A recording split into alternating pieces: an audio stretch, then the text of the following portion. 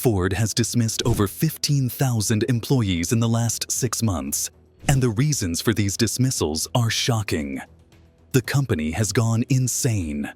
The United Automobile Workers Association is being held responsible for making managing employees too costly.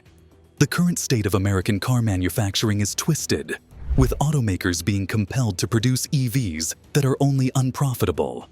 These businesses are losing far more money than they are bringing in. The Ford Motor Company has faced many challenges, and its latest hiring binge only serves to highlight how dire things are and how near bankruptcy Ford is. What strategies does Ford have in place to stay afloat? What role does the UAW play here? Join us as we embark on an adventure that will provide answers to all of these questions and more. Without further ado, let's get started. Jim Farley, the CEO of Ford, is so furious with the UAW that he has written them a very forceful letter that reads, "You screwed the people you represent, and you screwed yourself." This is bad news for American auto workers because Ford is willing to take strong action to maintain profitability in the auto industry and keep the union from controlling its financial decisions, which could lead to the company's eventual bankruptcy.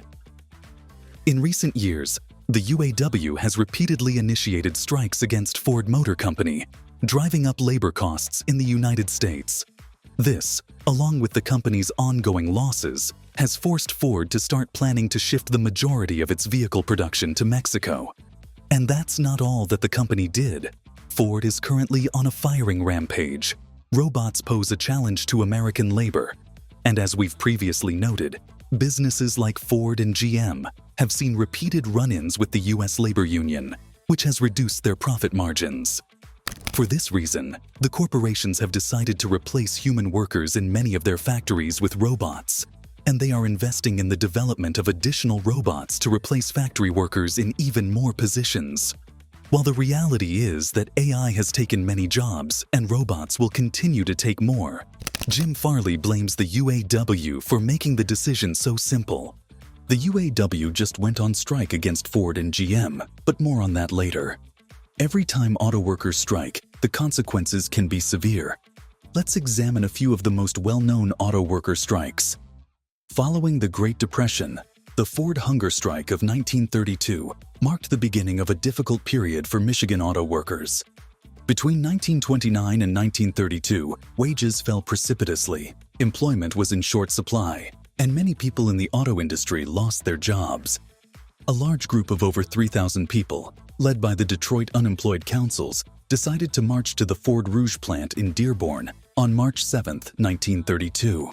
Their goals were jobs, support for those laid off, and better working conditions for those who remained employed. However, when they arrived at the plant, tensions erupted.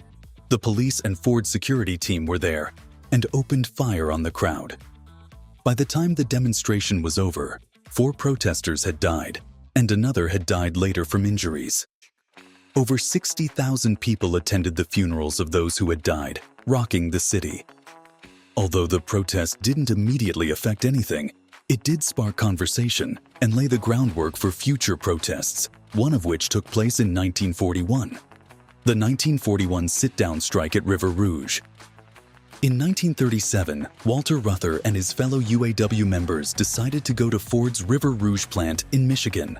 Although their purpose was not to take a tour, they did distribute pamphlets bearing the slogan, "Unionism." It wasn't meant to be a jab at Fordism. Rather, it was a criticism of the company's assembly line philosophy, which gave workers little voice. However, things quickly became heated. The security officers at Ford were upset about the pamphlets, so they began punching Reuther. Poor Reuther ended up looking like he had sparred with a heavyweight champion, and the cameras saw it all. People were offended by the pictures of Reuther with bruises and other injuries, and although public opinion began to change, Ford refused to back down. In 1941, the situation remained tense. 8 workers were let go, which infuriated their allies at the River Rouge plant. They responded by going on strike for 10 days straight. Eventually, after 4 arduous years of conflict, Ford conceded and recognized the union, becoming the final major automaker to do so. This proves that the drama between Ford Motor Company and the UAW has never stopped. Unfortunately, the drama only paused. It was far from over. In 2019, tensions between General Motors, GM, and its 46,000 employees reached a breaking point.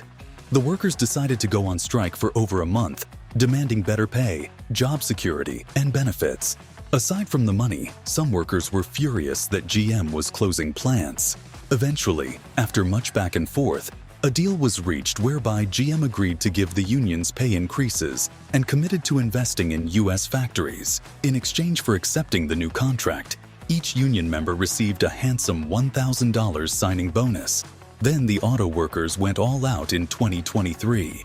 With new contracts from prominent automakers like Ford, General Motors, and Stellantis, the United Auto Workers Union scored big. Workers will see significant pay increases, with some receiving a hefty 33% wage boost amid the auto industry's forceful shift towards electric vehicles. These are the same electric vehicles that have been pushing towards bankruptcy after intense negotiations and even strikes, according to the union. In addition, the automakers consented to incorporating electric vehicle battery factories into the union contract and simplify pay and scales.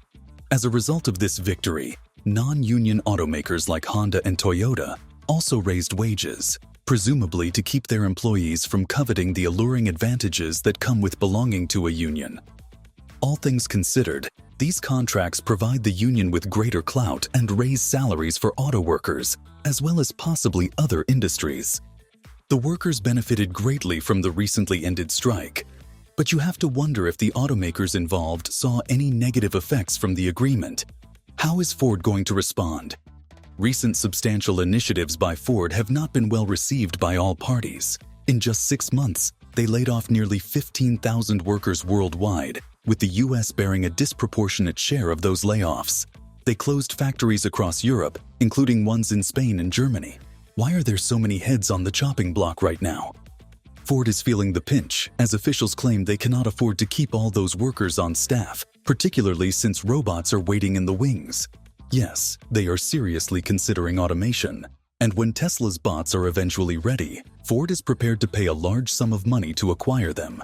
In addition, Ford will be pleased that these bots are union-free. Although it's a frigid move, Ford has its financial interests in mind. The UAW's recent strikes didn't help matters, and Jim Farley, the CEO of Ford, is feeling a little sour about it all. He claims that the union's use of force is endangering jobs, and Ford has a point. They've been the only company to add UAW jobs in the past 15 years. However, when the strikes came, Ford felt like they were dealt an unfair hand, so they felt betrayed. What will happen next for Ford? Ford is eyeing Mexico, with the intention of expanding its factories there in order to take advantage of the country's cheaper labor and tax benefits. This is ironic, as the US government wants to prevent illegal immigrants from entering the country, but American businesses are now moving to Mexico and stealing American jobs. Ford must remain competitive, and given the significant losses it has incurred and the UAW pressing for action, moving south of the border is a smart move for the company.